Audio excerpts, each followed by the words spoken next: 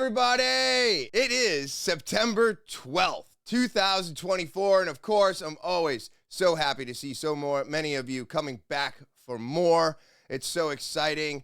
Remember to subscribe if you're new to the channel. If you want to be a guest or get your story out there, talkinwithtopher@gmail.com. And then, of course, the link tree is the easiest way to share and find everything TWT.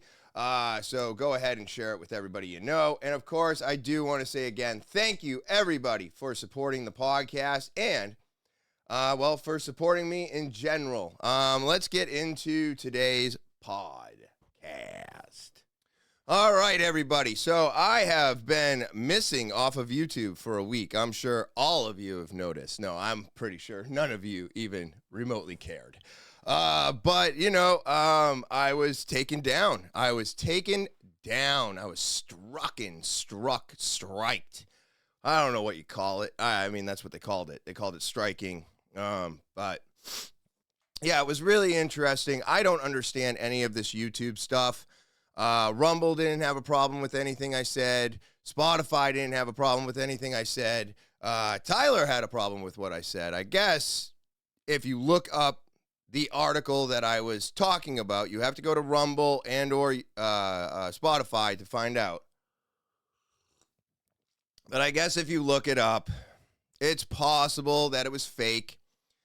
They never sent out an apology. These things never happened. Look, I don't know why I got taken down because they told me, hey, take out this part of the episode. It's no good for YouTube. And I said, okay. I cut it out and I re-uploaded it. And then I woke up at 5:30, 6 o'clock in the morning, and they had taken it down for the second time. And instead of giving me a warning, they struck me. And then they said I can't post for a week. So hopefully this podcast will make it out to YouTube this week. But that is why 231 will never exist on YouTube. Very upsetting. I love everything being in chronological order. I get really mad when they mess with my videos and take things down, especially like taking down Sam Clay, which you can find on Rumble and Spotify as well. Anytime we talk about anything on this podcast, look, I'm not the person for this information. I'm not a doctor. I'm not a specialist. But I have the right to speak. I have the right to have some opinions. My guests have the right to their opinions. And if they're wrong, well, isn't that up to us? Right? I don't listen to all the podcasts that I'm listening to, and I go, everything that they say got to be written in stone because they said it. It's not true. It's not even close to true. It's actually so far from the truth that that's what we're searching for. And if I'm wrong, well, then it's up to the audience to tell me. I don't think it's up to these platforms, and I'm sorry, I don't know what they're trying to hide.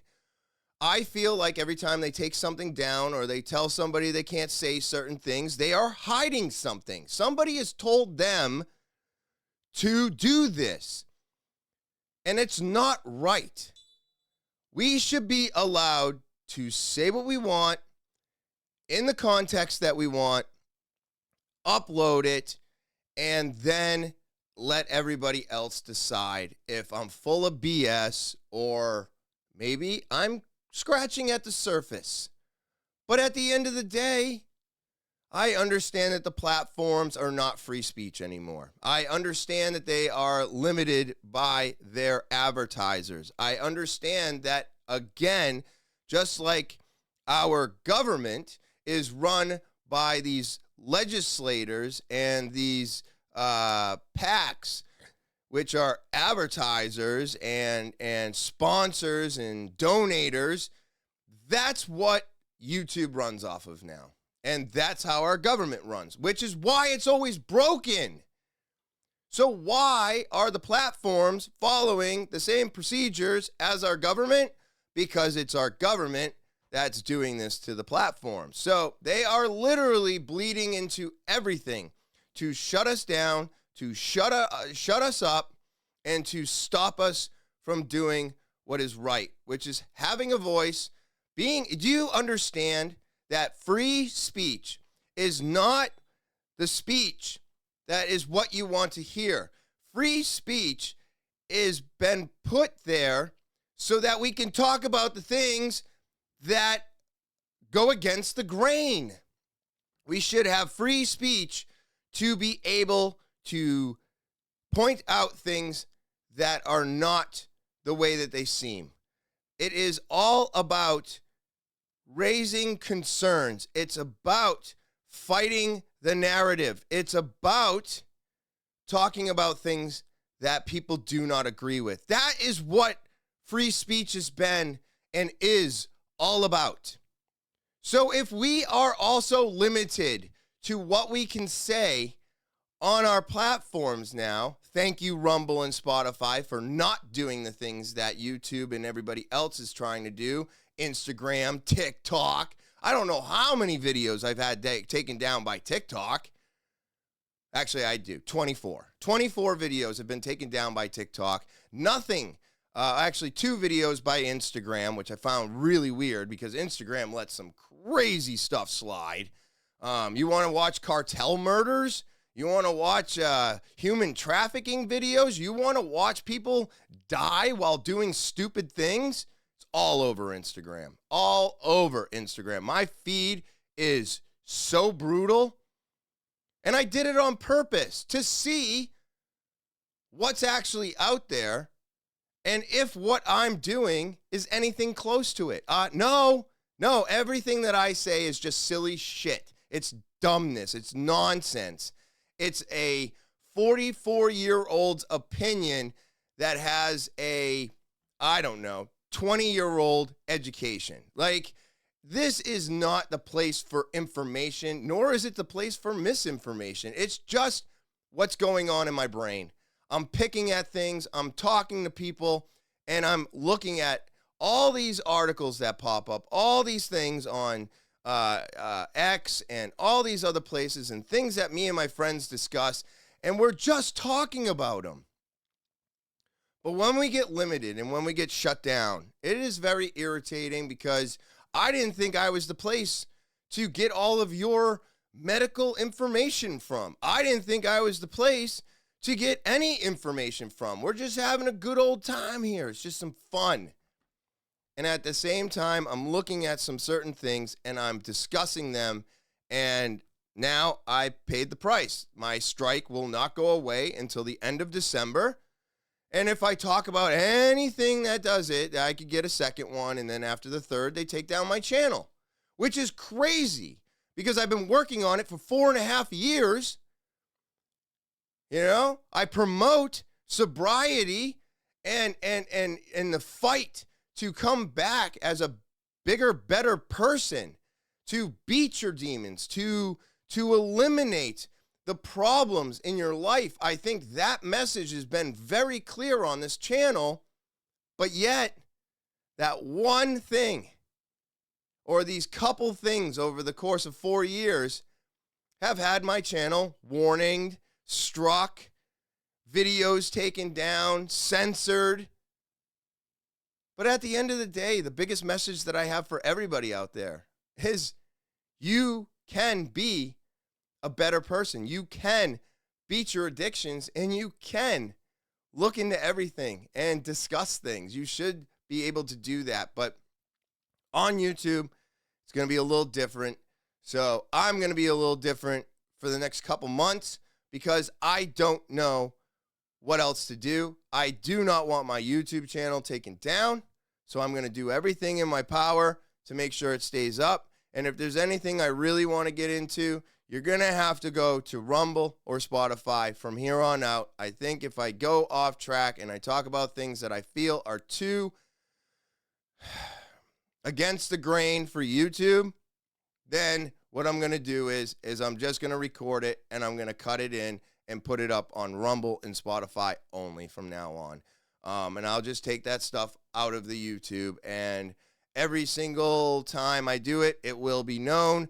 And so if this channel is somewhere that you come to for the things that I talk about the sobriety and staying away from your poisons and your addictions and all of those things, I want to say thank you because not only doing this podcast, but all the hard work that I put in and everything that I've got going on.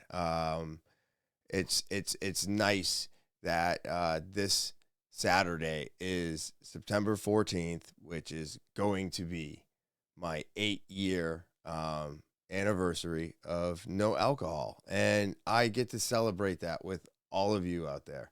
Everybody who watches and comments and just keeps the channel alive and keeps interacting, and you keep staying sober and staying off your addictions. You know, it means a lot to me as well. It keeps me on the straight and narrow too. You know what I mean? So I did want to add this part in because I think it's very important for everybody out there to see that this is what it takes. If you really want it, you can achieve it. It's not going to be easy. And it's worth all the uphill climb, or climbing uphill all the time to get to this point. And yeah, I just don't know why the message gets lost in something so silly as medical misinformation. But anyways, so September 14th, 8 years, and I just want to say thank you to everybody out there for helping me stay on the straight and narrow as well. So I hope I'm helping you out there, and I don't know where this is going back into, so we'll see.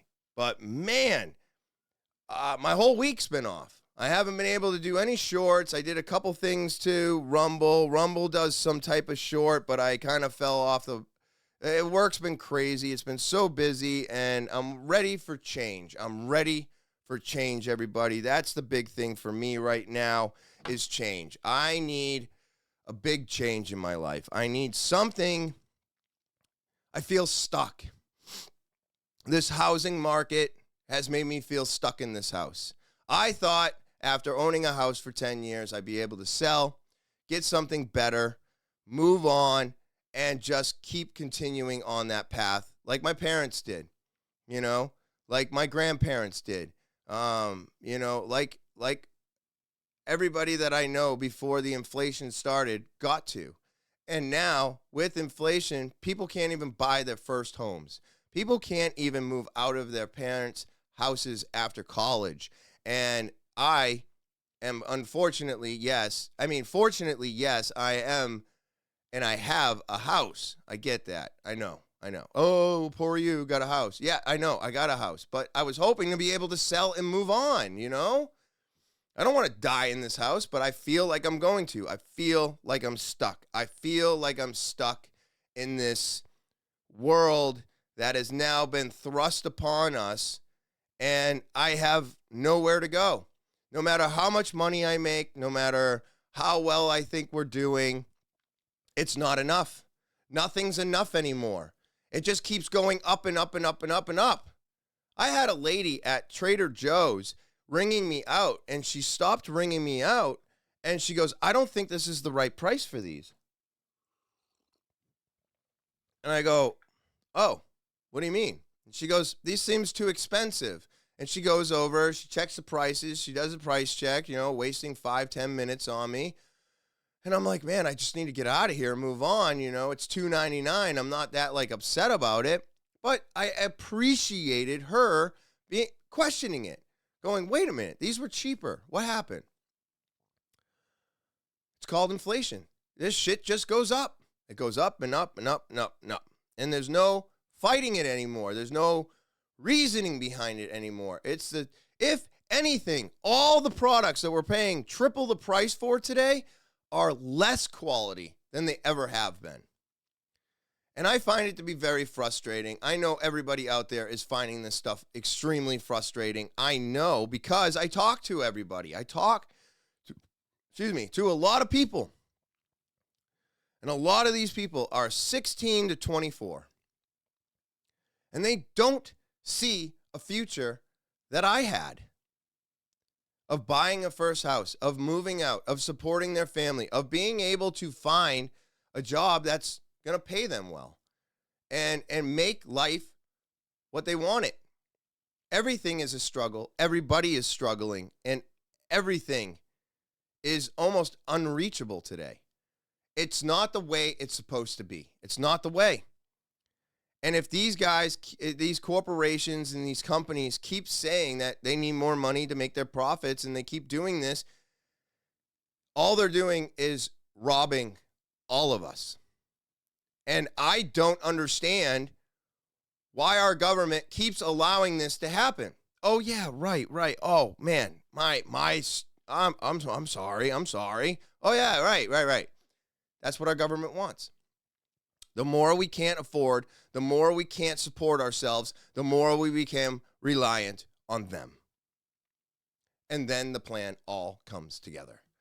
Man, it just makes everything so difficult. Now, talk about difficult. I am going to go vote this morning. That's right. It is 9:15 in the morning, and it's Tuesday that I'm recording this. I'm putting this in place of the episode that I pre-recorded for this week because I felt like this stuff was a little bit more important after being taken down and basically had my mouth taped up by YouTube. And I want to be able to give you guys a more current episode. So I'm going to go vote today. I don't know who I'm voting for. I have no idea what's going to happen when I walk into that voter's box, but I do know that I don't think I'm going to be able to support either of these parties. I don't know. How many people out there are planning on going undecided? How many people out there are planning on writing in a candidate that they really wanted? I'm finding this to be extremely difficult. I don't know where this election year is taking us. I mean, it's crazy. We got a debate, I believe, tonight between Kamala and Trump, which is just going to be fantastic, right? I mean, I can't wait to hear both of their sides, which, you know, they're going to tell us everything we want to hear, everybody. They're always going to tell us what we want to hear. Sorry, I feel like somebody's like pulling on my ear right now. Anybody else have these problems? But what am I to do? What are we to do when you have two pieces of poop to choose from? I feel like I'm talking about 2016 and 2020 all over again. I just can't put all my eggs in one basket. I think this basket has holes in it. I put an egg in, it falls out, and it smashes on the ground. This sucks. And we need to admit that this sucks. We need to admit that this is not good choices.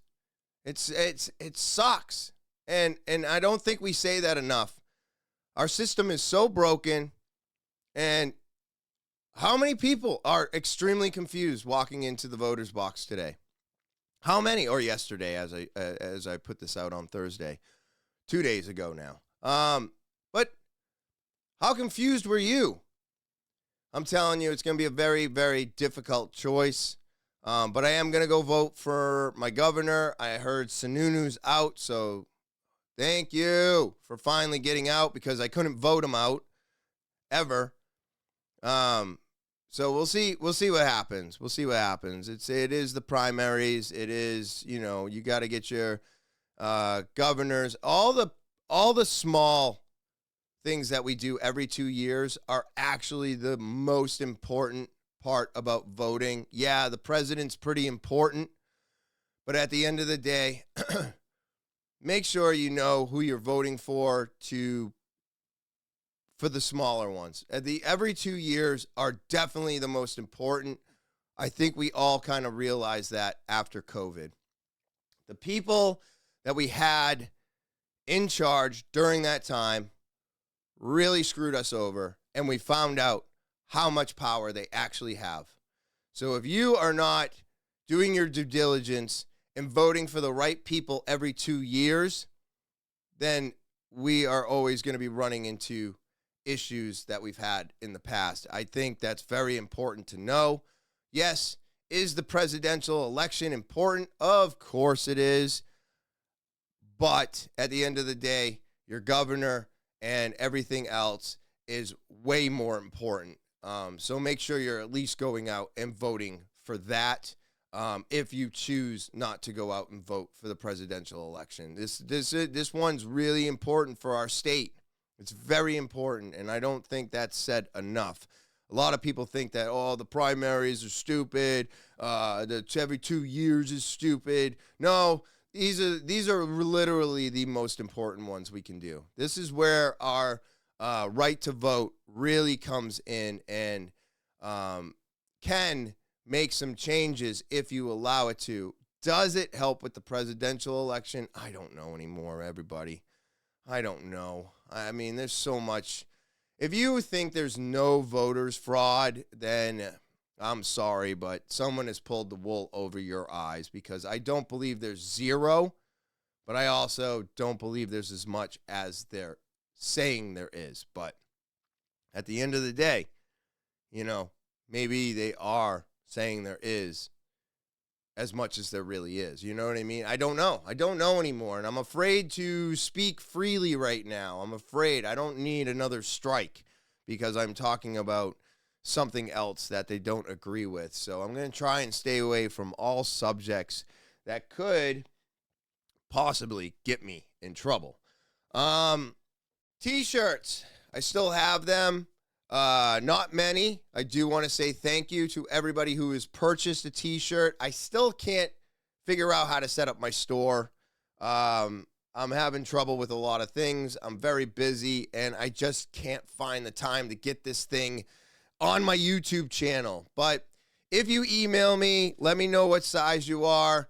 I'm blowing out the last of these shirts for like $15. So let me know if you're interested by sending an email. All right, it's right here at the bottom of the screen. It's also a clickable link in the description, but t-shirts still available.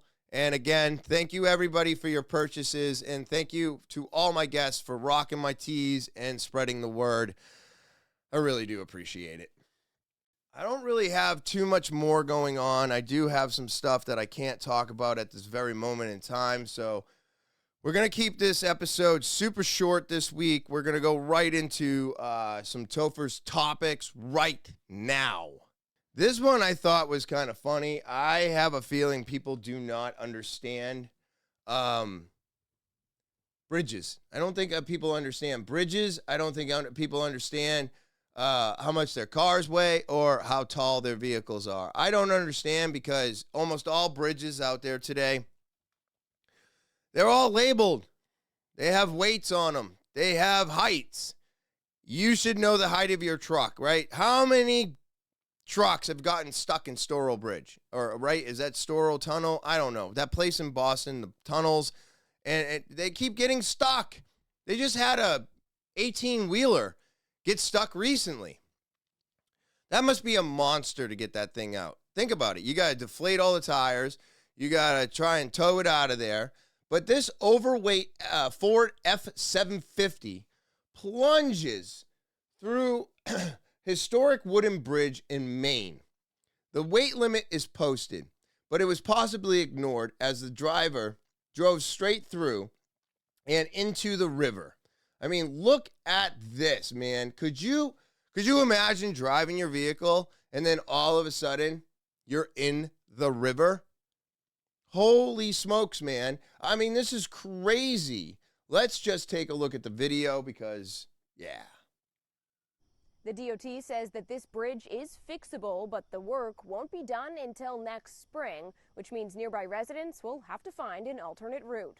It's like my main way to get to work, to get to the stores, to get everywhere. Cindy Russell is one of about 360 drivers that travel through Babbs Bridge daily. Now she'll be adding some extra time to her commute. I'd say a good 6 minutes, 7 minutes, maybe 10, depending on traffic. Friday, an overweight dump truck broke through the base of the bridge. It damaged some beams and left a gaping hole in the deck. Wow. People I work with who've been around for decades do not know of any instance like this happening in any bridge in Maine DOT's bridge inventory. This is a first, I believe. Wow. The covered bridge was originally built in 1840, but was burned down by vandals in the 1970s. A few years later, the state constructed an exact replica of the original. Why? It's important that we continue that history and keep the history alive. Bullshit. That's one of 8 covered bridges left in the state of Maine, so it's important. The DOT. I'm sorry. I don't think it's important. I don't.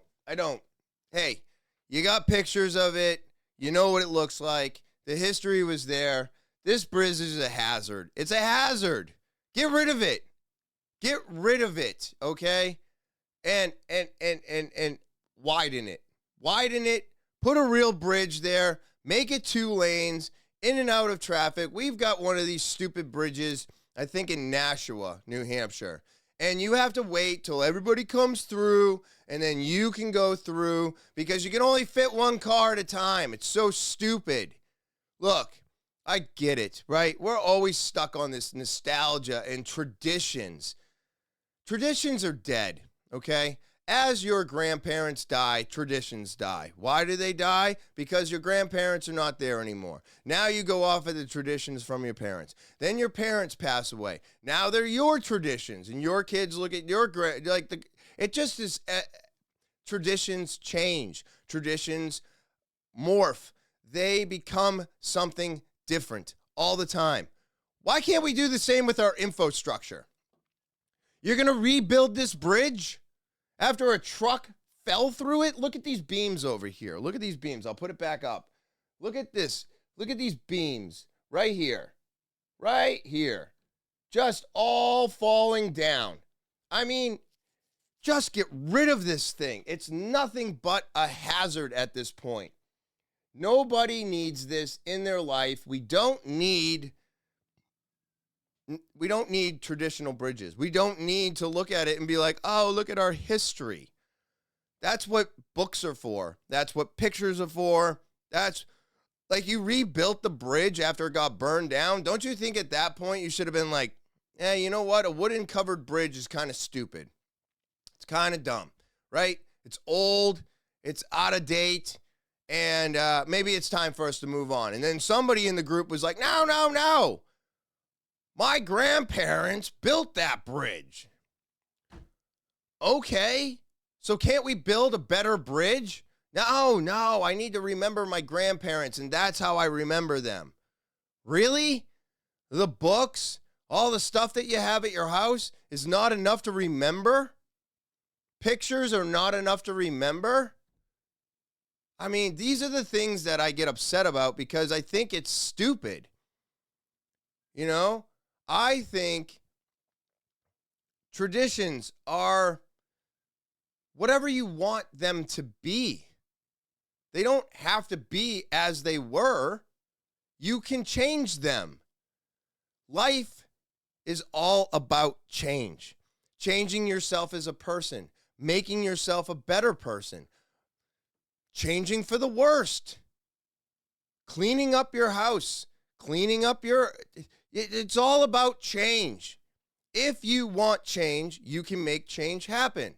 Or sometimes change just happens because it's necessary. And I think it's necessary to change this bridge.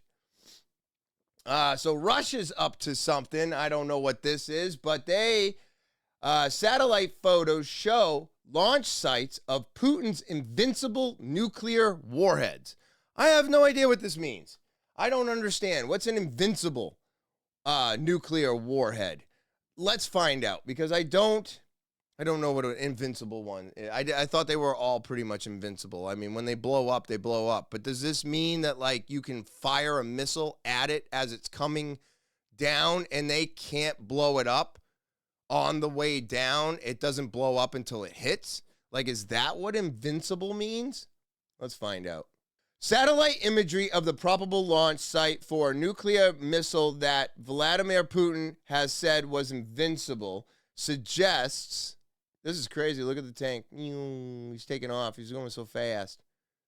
Moscow is progressing toward deploying weapons there. An expert on Russia's nuclear forces has told Newsweek.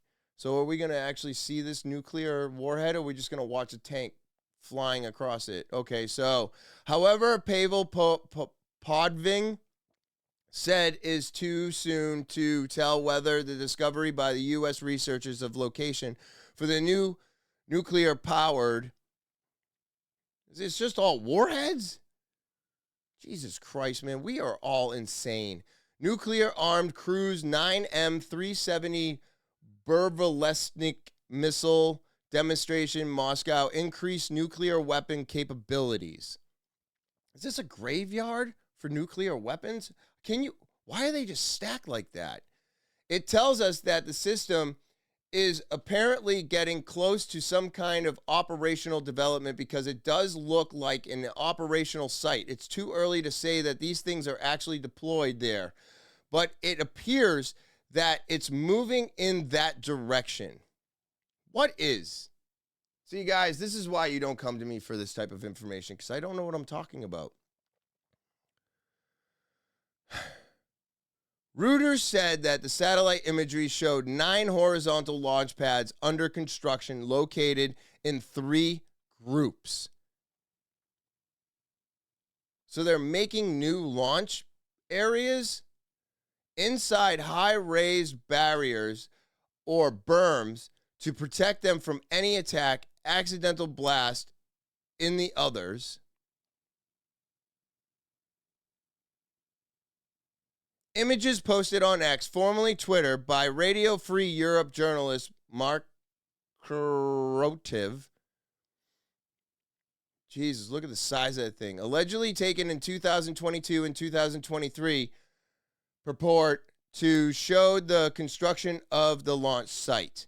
So this must be the indestructible missile right there. However, Podving said that it's not clear if it would actually add anything significant to Russia's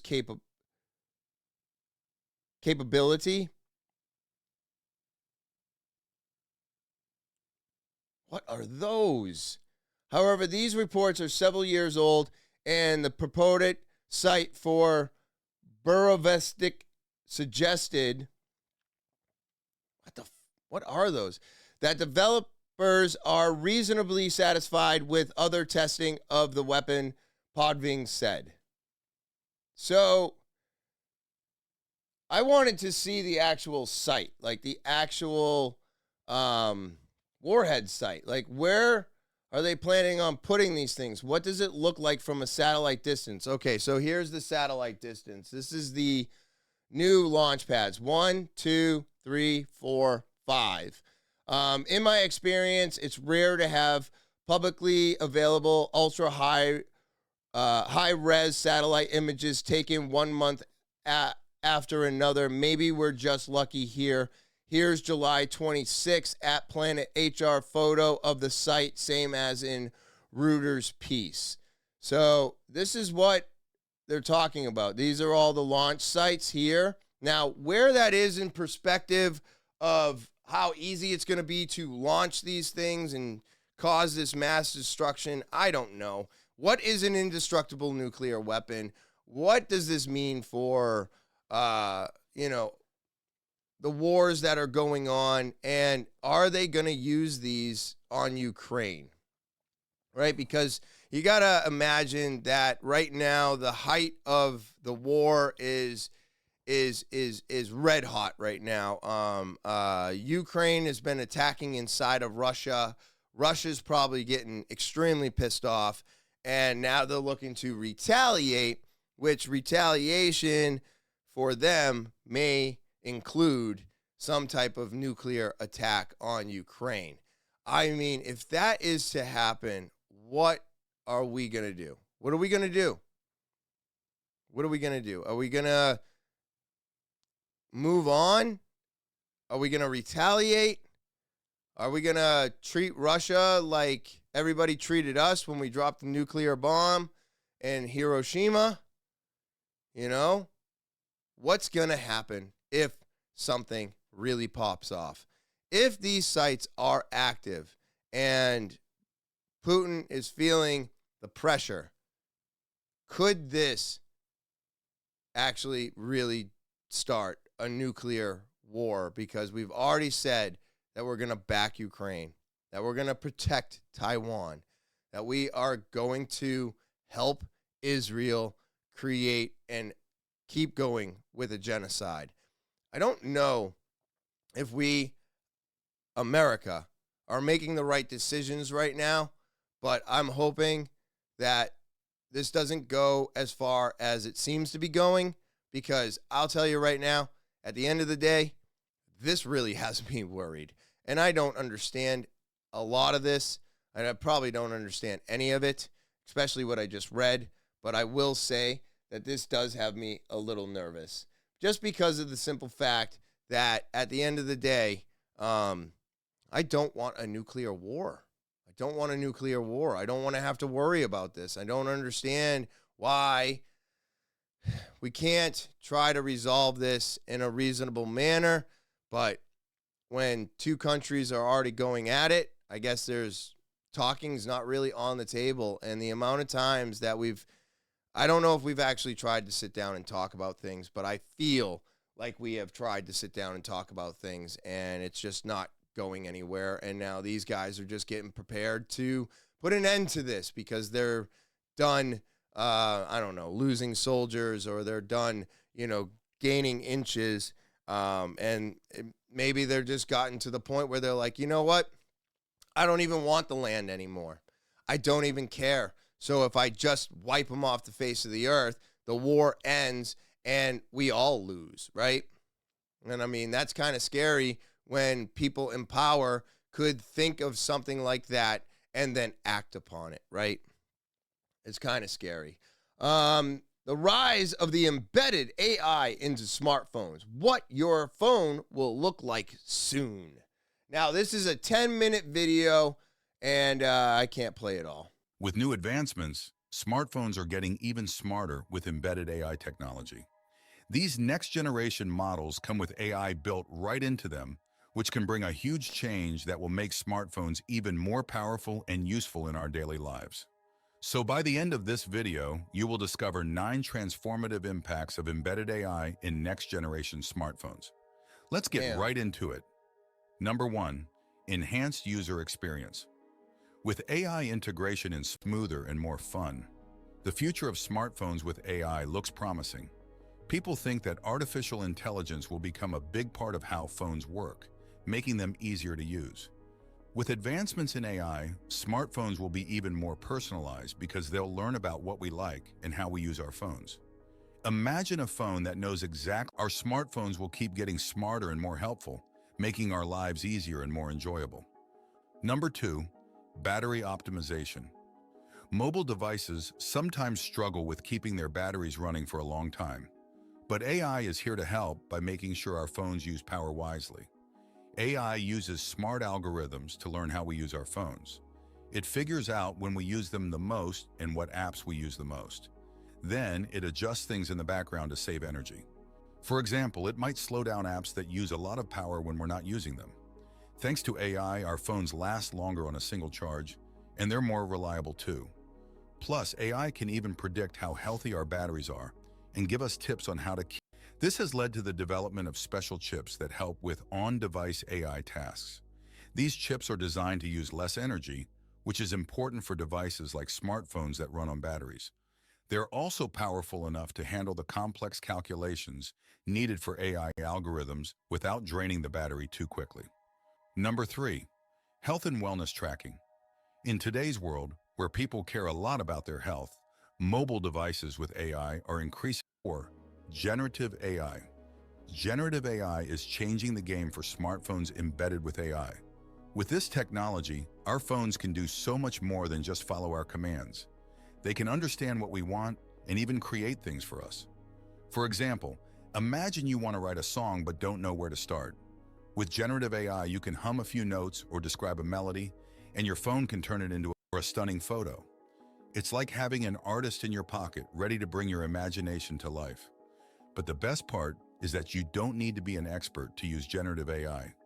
Anyone can tap into their creativity and make something amazing ourselves. Number 5, enhanced security.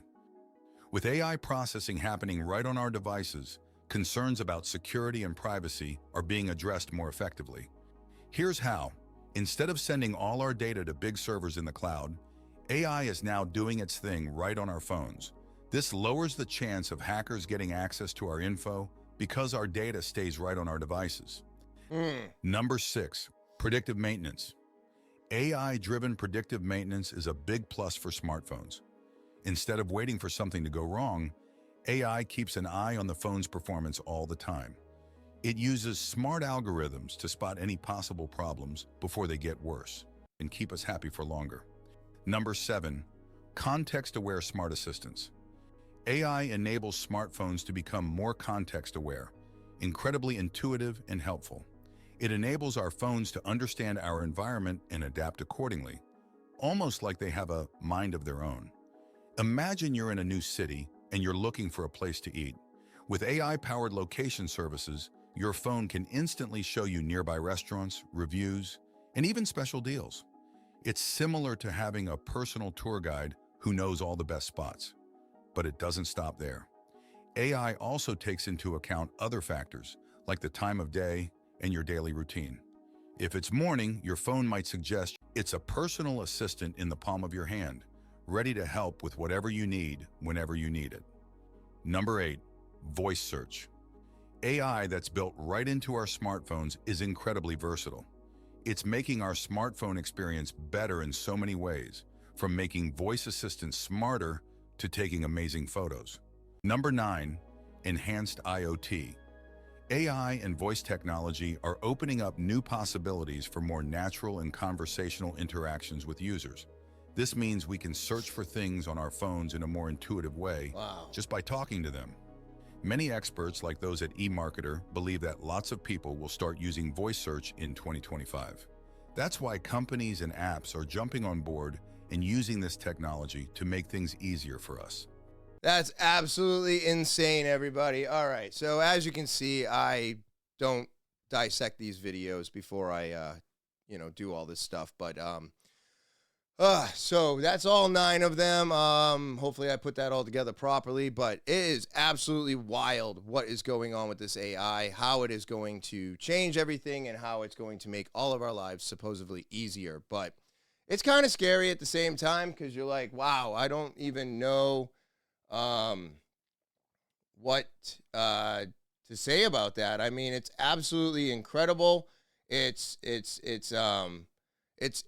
wild to think about all of these things happening. I mean, I use the voice thing all the time. I use all kinds of stuff, but to keep our information on our phones only could be a good thing and a bad thing all at the same time, because at the end of the day, if your phone gets stolen, you're fucked. But if a hacker gets in and you have your phone, at least you know that the information is only on your phone. So they can't just hack a system and get to it. They have to actually get your phone. So I guess losing your phone would become more of an issue at that point. You definitely do not want to lose it if all the information is being stored on it. So absolutely wild, everybody. Absolutely wild. And talking about wild, let's go to this one. Let's go to this one, because I have to get going. I got to get to that voter's box. All right. This is interesting. Listen to Alexa. Does the firmament touch the earth? From Wikipedia.org. The firmament is said to be made of solid ice occupying the space between the earth and the first heaven. Alexa, can anyone get through the firmament? From Substack.com.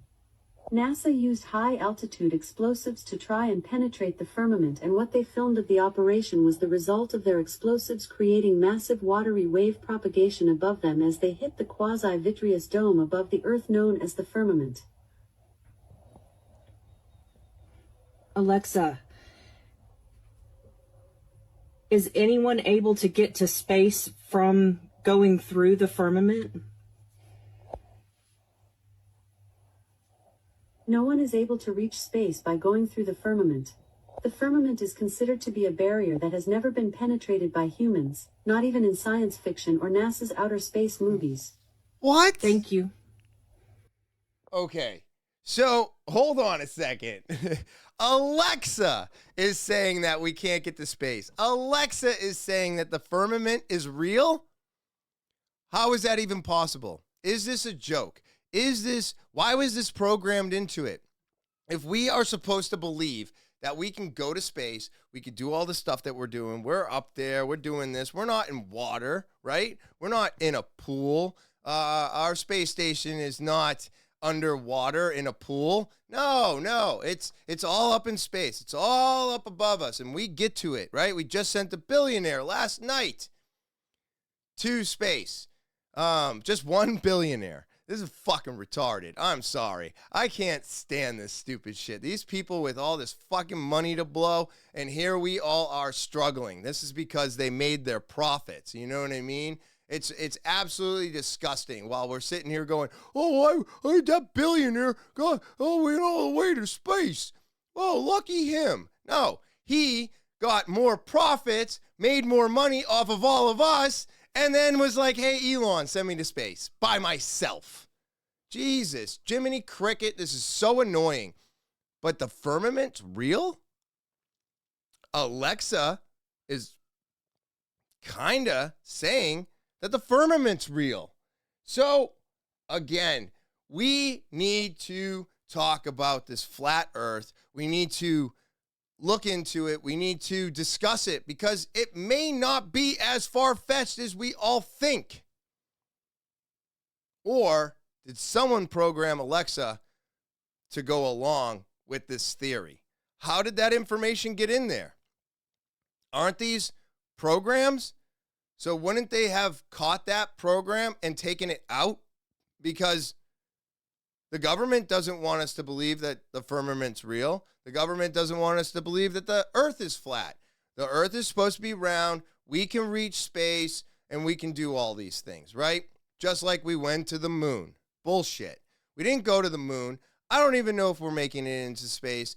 I don't know what's happening anymore.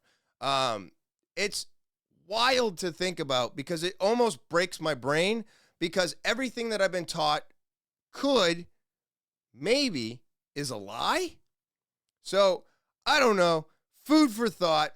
But again, everybody, I just want to let you know that I'm not the place for medical or any information to be taken seriously. I'm having some fun. I'm upset about a lot of things going on in our world because at the end of the day, they're just robbing us and shutting us up. And that is not acceptable to me. I will not be taken advantage of. I will not ever stop trying to support myself, and I will never, ever rely on our government for any assistance because they are not here to help us. They are here to hinder us. They are here to keep us where we are. They want us to have nothing and be happy. So please remember that always. And on that note, everybody, I got to get going. I hope everybody remember to subscribe. If you already subscribed, thank you. Email me if you want to be a guest or tell your story. And then, of course, don't forget about the link tree. Share it with everybody you know. And I hope everybody out there has an amazing rest of your Thursday. I hope you enjoy your weekend. And as always, I will talk to you later.